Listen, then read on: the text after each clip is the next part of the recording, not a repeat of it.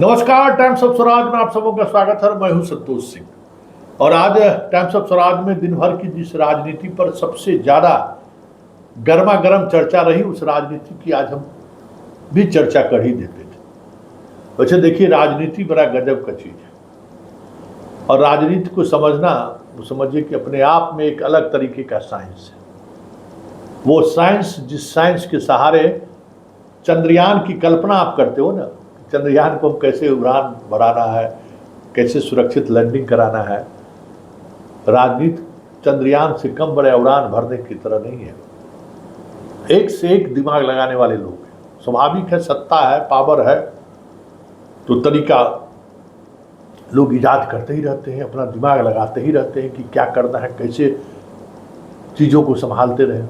तो आज दिन भर बिहार की राजनीति एक तस्वीर के सहारे चर्चा में बनी रही। जी वही मोदी जी ने जो तस्वीर जारी की हो, मोदी जी और नीतीश जी को, उस तस्वीर की चर्चा चलती रही। सुबह सुबह अरविंद सिंह जो बीजेपी के प्रवक्ता है, उनकी प्रतिक्रिया आई। देखिए, अरविंद सिंह जो बोलता है, ये बात समझ लीजिए कि बीजेपी के सबसे सपाट प्रवक्ता है। इनकी जिम्मेवारी है कि कोई राजपूत नेता अगर विपक्ष में बोला तो बीजेपी की तरफ से इनको जिम्मेवारी दी जाती है कि आप इसको काउंटर कीजिए। इनका यही तरीका है। लेकिन अगर किसी दूसरे मुतल्लिक कोई बात हो और उसमें अगर इनका बयान आ रहा है, तो समझिए कि संघ वाला कोई इनको डिक्टेट किया है, क्योंकि संघ के लोगों से ज़्यादा करीब रहते हैं। नागेंद्र जी के काफ़ी करीब रहते हैं। नागेंद्र जी गए थे, जो संथालिया जी आए, संथालिया जी कौन, गुजरात वाले हैं, उसके भी करीब है। और संघ वाले, बीजेपी से ज़्यादा संघ वाले के पास बैठना उठना इनका ज़्यादा होता है। तो इनके बयान को कभी भी हल्के में मत लीजिए। इनके बयान के सहारे समझ सकते हैं कि बीजेपी के अंदर में चल क्या रहा है।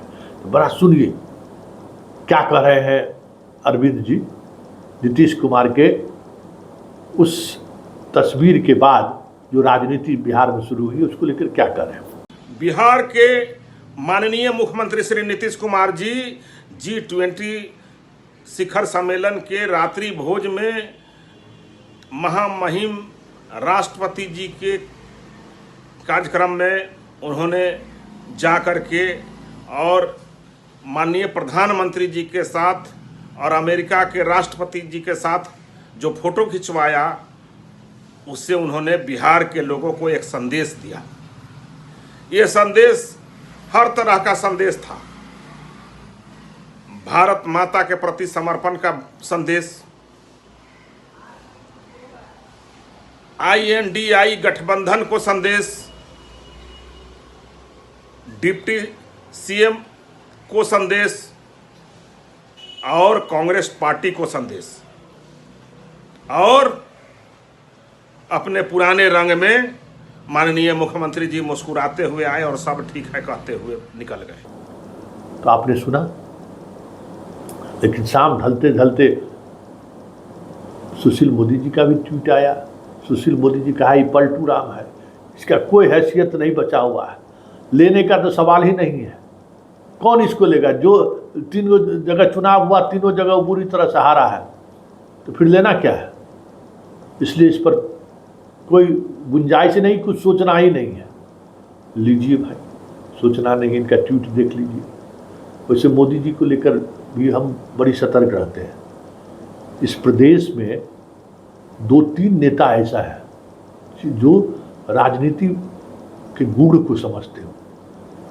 लालू यादव, नीतीश कुमार और सुशील मोदी। और ये तीनों हारी हुई बाजी को कब पलट दे, समझना मुश्किल है। गजब का खिलाड़ी है ये तीनों। और देख लीजिए, इस प्रदेश की राजनीति पिछले 30 वर्षों से इसी 3 आदमी के त्रिकोण में घूम रहा है ना। कभी सत्ता में, कभी विपक्ष में, कभी विपक्ष में तो कभी सत्ता में। 1990 से आप जोड़ लीजिए और अभी 2023 है। यही 3 चेहरा आपको दिख रहा है ना राजनीति के इर्द गिर्द। अगर छात्र यूनियन की बात करिए तो जेपी मोमेंट से देख लीजिए, ये तीनों टिकरी उस समय से बिहार की राजनीति में अपनी अलग अलग तरीके से पकड़ बनाए हुए हैं। ये कम बड़ी बात नहीं कि इतने लंबे अंतराल तक राजनीति के मुख्य एक्सट्रीम में बनाए रखना कम बड़े दिमाग की बात नहीं है भाई। बीजेपी जैसे पार्टी में सुशील मोदी जब कमान संभाला तो एक छत्र राज उन्होंने किया, क्या नहीं किया, बड़े से बड़े टालवाड़ को वो ध्वस्त कर दिया। और आज परिस्थिति विपरीत है, फिर भी वो अपने ट्वीट के सहारे, अपने विज्ञप्ति के सहारे रोजाना अखबार में बने रहते हैं, सोशल मीडिया पर बने रहते हैं और उसके सहारे अपनी राजनीतिक दुकानदारी चलाते रहते हैं। ये सुशील मोदी की, इसलिए सुशील मोदी कुछ भी ट्वीट करे, कुछ भी बयान दे तो उस बयान का मतलब समझिए।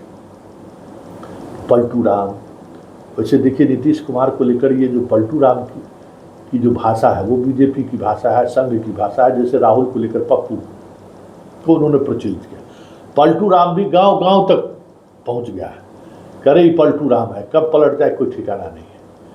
तो इसके इसी इमेज का मतलब नीतीश के जिस इस इमेज का जो उन्होंने गांव गांव तक पहुंचाने का काम किया है, वो इस तस्वीर के सहारे जो राजनीति अचानक बिहार में एक बार फिर से जोर पकड़ने लगी है। और शाम होते होते खबर ये भी आ गई कि बिहार की जितनी लंबित परियोजनाएं केंद्र में थी सबको स्वीकृति दे दिया गया है। जो राशि कई महीने से आवंटन के बावजूद भी रुकी हुई थी वो सारी राशि निर्गत कर दी गई है। मतलब बिहार को बल्ले बल्ले, मतलब बिना पाला बदले हुए नीतीश कुमार को वो सारी चीज़ें केंद्र मुहैया करा रही है जिसकी वो लड़ाई लड़ रहे थे या जिसको लेकर लगातार बयानबाजी हो रही थी कि केंद्र सरकार बिहार के कोटे को काट रही है या बिहार के जो हिस्सा है उस हिस्से को वो नज़रअंदाज कर रही है। वो भी आ गई, वो भी खबर बन रहा है कि क्या बात है भाई, क्यों ऐसी चीज़ें हो रही हैं, कुछ तो बात होगा।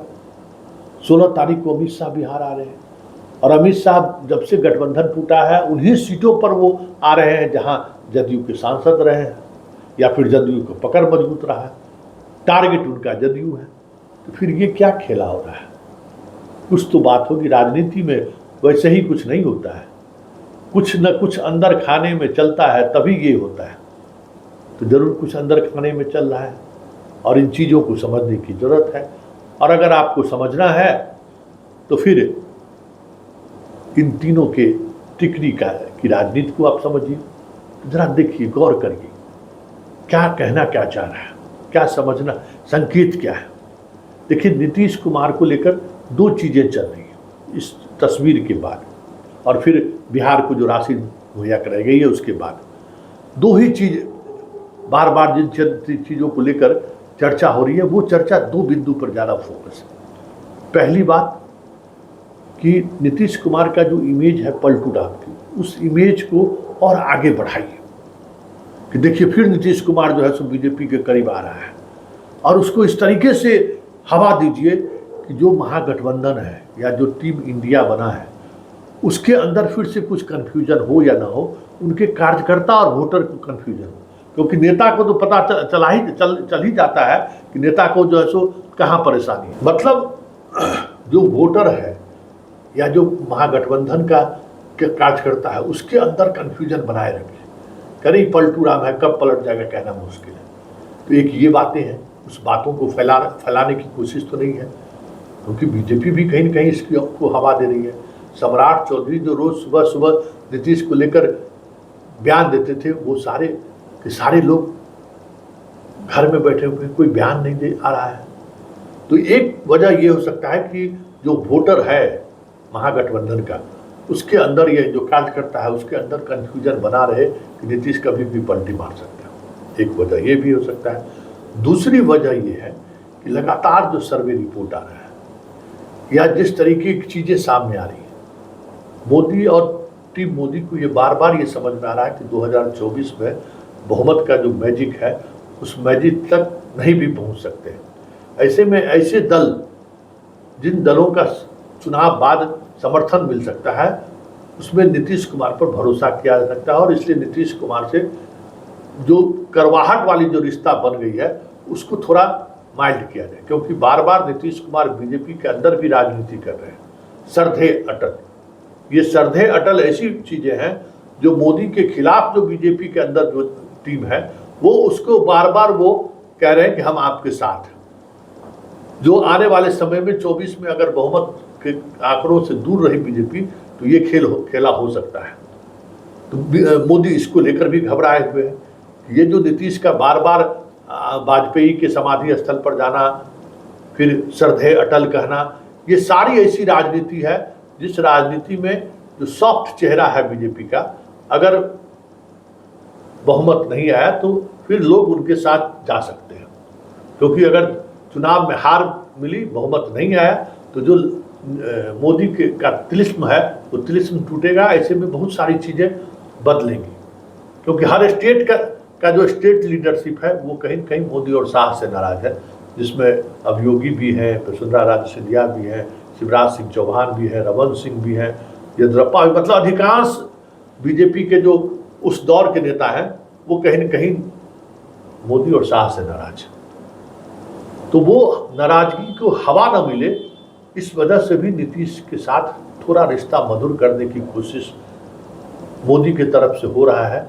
ऐसे भी संकेत पर सोचा जा सकता है कि कहीं न कहीं ये भी चीज़ें हो सकती हैं, क्योंकि जिस तरीके से चीज़ें चली आ रही है अचानक नहीं है ये।